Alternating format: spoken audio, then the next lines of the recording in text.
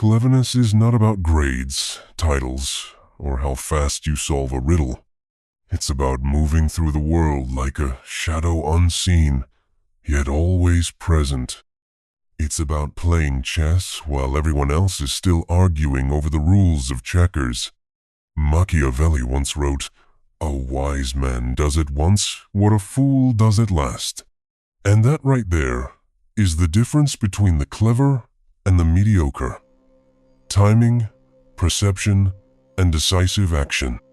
We live in an age where everyone thinks they're smart because they've read a few quotes on Instagram, because they can win an argument online, because they know how to use buzzwords that make them sound intellectual. But Machiavelli understood something deeper. True cleverness is a weapon, not a decorative badge, not an ego trip, a weapon that determines whether you survive, thrive, or get crushed in the brutal game of life. In The Prince, Machiavelli never romanticized intelligence. He didn't care for the philosopher who knows everything but acts on nothing. He admired the type of mind that could read a room, sense opportunity, bend circumstances to their will and win, regardless of the odds. That's the kind of cleverness we're going to talk about. Not the kind that makes people clap for you in a classroom, but the kind that makes people follow you in a crisis. Not the kind that seeks validation, but the kind that quietly takes the throne while everyone else is still debating who should sit there. These 5 signs I'm about to reveal, they're not just personality traits. They're survival instincts wrapped in human skin. If you have them, you're dangerous. If you don't, you're predictable. And in the Machiavellian world, predictable is prey. Comment this now. I'm not prey. Say it, write it, make it a declaration. Because the moment you believe it, you'll start moving differently. And if what I'm saying already resonates with you, you're going to want to stick around for the entire list. Because by the time we get to sign 5, you'll understand why most people will never be as clever as they think they are, and how you can turn that into your greatest advantage. They see patterns before the rest of the world notices the pieces. To the average person, life is a blur of random events. To the clever, every move has a shadow, every shadow hints at a shape, and every shape reveals a plan. They read human behavior the way others read a headline fast, instinctively, without having to think about it. Machiavelli warned that men are ungrateful, fickle, false, cowardly, covetous. The clever person understands this not as cynicism, but as a map of human nature. They expect self-interest, they expect betrayal, they expect vanity. And because they expect it, they're never blindsided when it happens. Most people react. They get caught in surprise. The clever anticipate. They watch patterns, repeat the rise and fall of ambition, the way greed makes people predictable, the way fear can be manipulated, and they make moves in advance. This is why clever people often look lucky to outsiders. But luck is just foresight in disguise. Here's the trap most people fall into. They think being observant means sitting back quietly and watching. That's only half the equation. The clever don't just observe, they act when the timing is perfect. The average man notices the door after it's wide open and the room is crowded.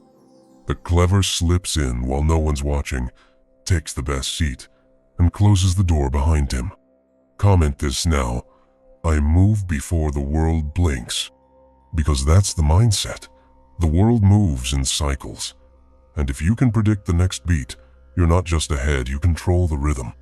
If this hits you already, subscribe and like this video now. Because the next sign isn't about what you see, it's about what you hide. And that's where most clever people separate themselves from the crowd.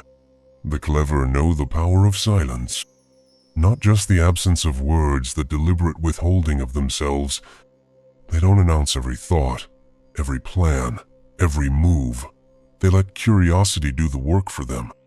Machiavelli wrote, Never attempt to win by force what can be won by deception. And deception is not always a lie. Sometimes, it's simply leaving a blank space and letting others fill it with their own assumptions. Clever people understand that humans can't stand not knowing. They'll project, speculate, and reveal themselves trying to figure you out. This is why the clever are often underestimated. They'll nod in conversations they've already outgrown. They'll let someone believe they've won a debate that never mattered. They'll play the role of the quiet observer because they know the loudest man in the room is usually the most exposed. Silence gives them control. It forces others to show their hand first.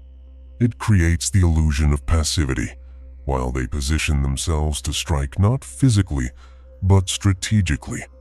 The average person spills their strengths, weaknesses, and intentions without realizing it.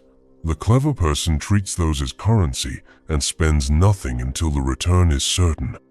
Here's the truth. Cleverness isn't about how much you can say. It's about how much you can afford not to say. Because every word you speak is a weapon someone else can use against you. And the clever never hand out free weapons. Comment this now. My silence is my shield. Because when you embrace that, you stop bleeding information. You start making others come to you. If you've been paying attention so far, you're starting to see the game take shape. And the next sign, it's the one that makes the clever nearly impossible to trap. It's not about their words. It's not even about their timing. It's about the one thing they refuse to surrender to anyone. The clever never give away their emotional center. You can insult them, flatter them, tempt them, or try to provoke them, and they will not let you see what truly moves them. Machiavelli warned rulers to appear compassionate, faithful, humane, but to be ready to act against those virtues when necessary. The clever person lives this instinctively. They understand that once someone knows your triggers, what angers you, what excites you, what scares you, they can pull your strings like a puppet. And the clever refuse to be a puppet. This doesn't mean they're emotionless. Far from it. They feel everything, but they channel it inward, into action, not reaction. While most people broadcast their emotions like a billboard, the clever keep theirs behind a locked door. You'll see the mask. You'll never see the machinery turning behind it. The genius of this is that it destabilizes opponents. People want to believe they can read you. When they can't, they start projecting their own insecurities onto you, and that's when the clever strike. They've already learned your patterns, your weaknesses, your rhythm, and they've given you nothing in return. Here's the paradox. When you stop letting people see your emotional center, you become harder to manipulate, but you gain the power to subtly manipulate others. Because while they're trying to crack your code, you've already cracked theirs. Comment this now. No one holds my strings. That's the creed. Because the moment someone can pull your emotions like a lever, you've surrendered control. And control is what leads us to the next sign, the one that makes clever people able to walk into almost any environment, any social circle, any power structure, and bend it without force. The clever can adapt their mask to any room they walk into. They're not fake, they're fluent. Fluent in human nature, fluent in power dynamics, fluent in the subtle art of mirroring without losing themselves. Machiavelli wrote that a ruler must be both lion and fox, strong enough to fight when necessary, cunning enough to avoid the traps. The clever person lives this duality in daily life. In a room of scholars, they speak with precision. In a room of fighters, they speak with grit. In a room of leaders, they speak with vision. And in each case, it feels natural. Because it is.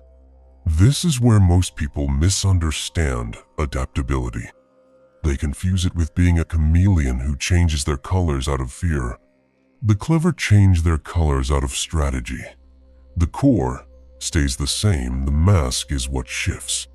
And because of that, they move through environments without resistance, gathering information, building influence, and aligning themselves with opportunity before anyone else even notices it's there. Think about this. In a rigid world, the adaptable mind is untouchable. The stubborn drown when the tide shifts. The clever ride the current and use it to get exactly where they want to go. It's not about pretending to be someone else. It's about speaking the right language for the moment so the door opens instead of slamming shut. And when the clever walk through that door, they don't just take a seat, they rearrange the table. Because adaptability is not submission. It's quiet control. Comment this now.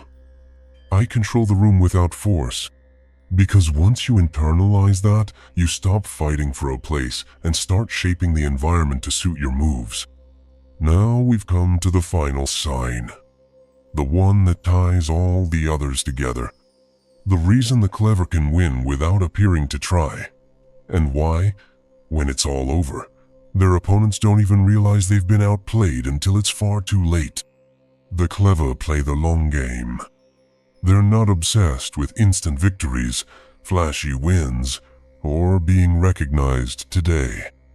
They think in arcs, in seasons, in cause and effect stretched across years. Machiavelli understood that power built overnight rarely lasts the year. The clever know this too. They plant seeds in silence, water them with patience, and harvest when no one remembers they were the ones who planted them. They aren't rattled by temporary losses because they're looking 10 moves ahead. The short-term thinker sees a setback as failure. The clever see it as a repositioning. This is why they can stay calm when others panic.